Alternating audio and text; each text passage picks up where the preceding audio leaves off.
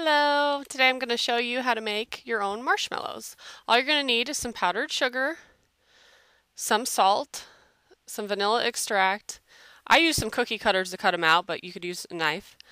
Some unflavored gelatin. You're going to need 2 packs, 2 envelopes, and then some regular sugar. So the first thing you're going to want to do is take 2 of those gelatin packs, dump them in a bowl, and then add a half a cup of water. And then you're going to want to mix that together real well. It's going to take a while to, it doesn't actually take that long, but you're going to want the gelatin to set up and get firm. So you're going to want to do that first. That way it can do that while you're doing the other parts. And then you're going to want to take 2 cups or half a cup of water and 2 cups of sugar. And you're going to want to heat that until the sugar has dissolved and it's boiling at that point.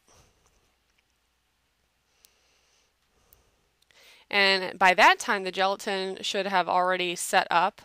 And you're going to add the gelatin. It looks so gross. You're going to add the gelatin to the sugar water mixture. And you're going to mix again till everything's melted and blended together.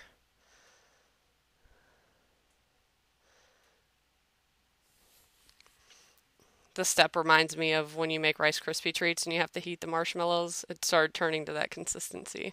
So it's pretty neat. I didn't know it was that easy to make marshmallows.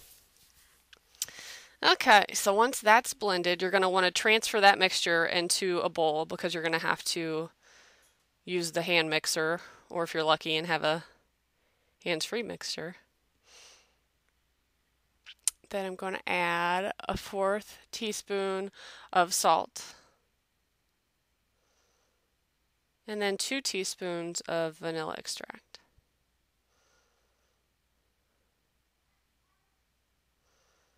And then just blend away. And now this part will take a while. This is the longest part. As you can see, it's really hot. It's going to need to cool down. And then you're going to turn your blender all the way up to the highest speed and just mix it and mix it and mix it. And it will get a thicker consistency. I bet it probably took about 10 minutes of mixing. I wasn't sure it was ever going to get the right consistency, but it did. It just takes a while. And I stopped about halfway and I added some food coloring.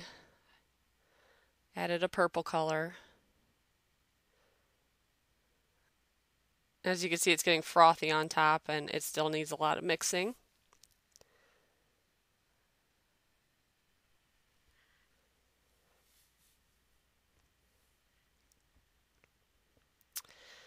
Okay, and then I took some wax paper or parchment paper and then I put it on a pan and I put some powdered sugar down because this mixture is going to be very sticky.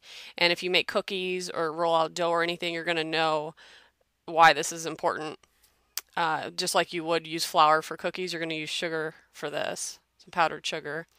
And it looks like I put a decent amount here, but I really should have put more because it was still sticky in some parts, but it still worked. So I'm going to dump out the mixture and just kind of let it run and set where it wants to set.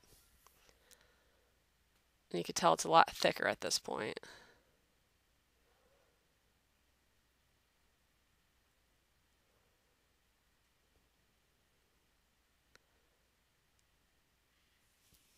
I'm also going to take some powdered sugar. Once it gets done running and setting, I'm going to put some powdered sugar on the top. So when you're cutting it, it's not sticking to your cookie cutter or your knife, whatever you use. And I let mine sit overnight. You definitely don't need to. You could do it fairly quickly, but it was late, so I let mine sit. So here it is in the morning. The top isn't sticky.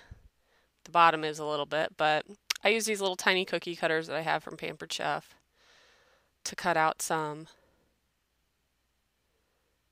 Probably be way easier just to cut them with a knife, but they came out and they're a little bit sticky in the side. But what you could do is I put a little bit of powdered sugar in the corner of the pan where nothing else was, and if they were sticky on the bottom or on the sides, I just kind of rolled them in there a little bit to stick the sugar to it, and then that was all that needed to be done. And they actually are very good. I mean, let's face it, they're made out of pretty much all sugar, so they're going to be good. But yeah, they're much better than the bag marshmallows you buy. And it's kind of a fun project if you have kids too. So if you have any questions or if you have any tips for me if I were to do it again, maybe you've made it and you know something that's easier to do, let me know. Bye guys. Thanks for watching.